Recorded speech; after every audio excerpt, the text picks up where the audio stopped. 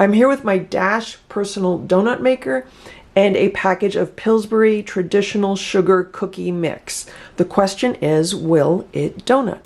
Counter cooking. No kitchen, no problem. To make cookies, you are supposed to add 3 tablespoons of butter, softened, and 1 tablespoon of water. But I'm not making cookies, I want to make donuts. So I am going to add an egg, and I don't know what else yet. So let's figure this out. I just beat an egg in this very large measuring cup, which I'm using as a mixing bowl. And now I'm going to just dump in the sugar cookie mix. And let's see what's going on. I might have to add like another egg. Like, I think this is going to be too thick. Way too thick. Okay, let's see what happens if we add another egg. I just put the second egg in here. Let's see how this mixes up.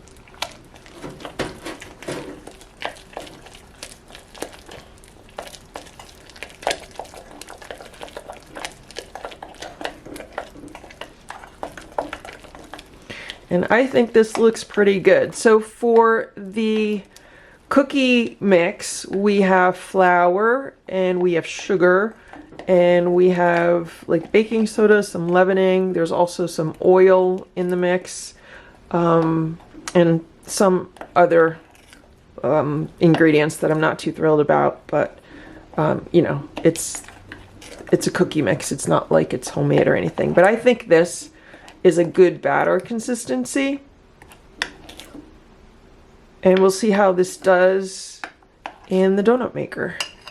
I just plugged in the donut maker. The blue light is on. Once the blue light goes off, we are ready to start making donuts. All right, the blue light is off.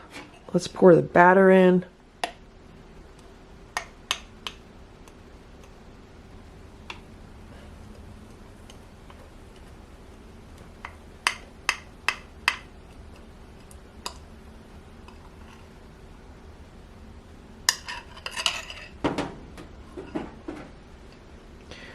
All right, hopefully this is not too much. This might be too much though. All right, we'll see what happens.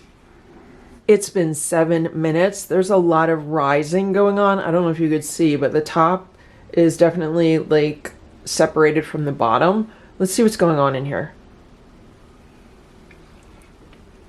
Wow, look at that donut. That looks incredible. It actually feels like it's done. I am going to say this is done. Now let's see how we can take it off of here. Can I grab it with my hands? Will it just come up? There's the bottom. There's the top. Super hot. I should have enough batter here to do 2 donuts. And for the next donut, I actually added a little bit more baking soda. I added 1/8 of a teaspoon.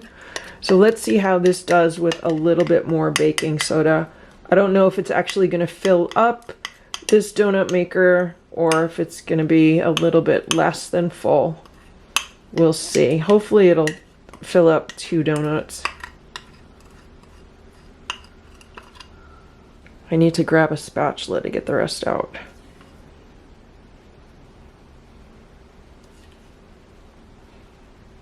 All right, so this is exactly 2 donuts. And let's shut this. And we'll cook this for 7 minutes. It's been 7 minutes now. Let's see what the second donut is doing. And that's what it looks like. It looks as beautiful as the first one. Let's see where the temperature is. And this one is at 200. So this is definitely done. Let's unplug the donut maker. Let's see if this donut will come out also. Can we just grab it out? Here's what the donut looks like. This is the bottom. Look how smooth that bottom is. And that's the top. It's still really, really warm. Here are my 2 donuts. I've let them cool down a little bit. And the first donut is on the left and the second donut is on the right. The second donut is a little bit smaller than the first donut just because there was not as much batter left, but they're pretty even in size.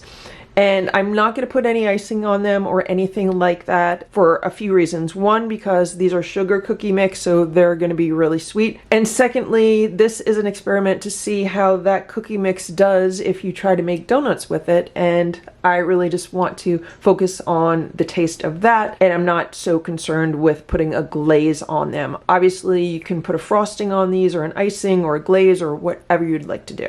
And let's also take a look at the nutrition information. So it says there are 6 servings per container, and each serving as packaged is 120 calories. So we added 2 eggs to this mix, and let's just say that's another 60 calories per egg. I used large eggs. So that means that's another 120 calories divided by 6. So that's another 20 calories per serving, which would mean 140 calories per serving, and we're not getting 6 servings, we're getting 2 donuts.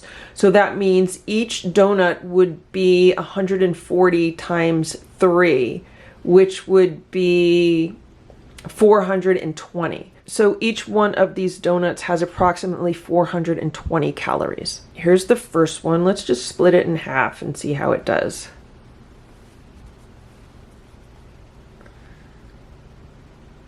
That's what it looks like. I think it looks delicious.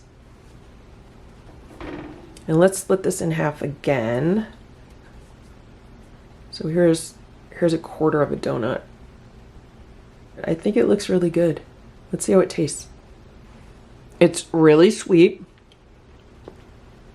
And it definitely has a cake-like consistency. It definitely tastes like a sugar cookie. And if anything, I feel like it's a little dry.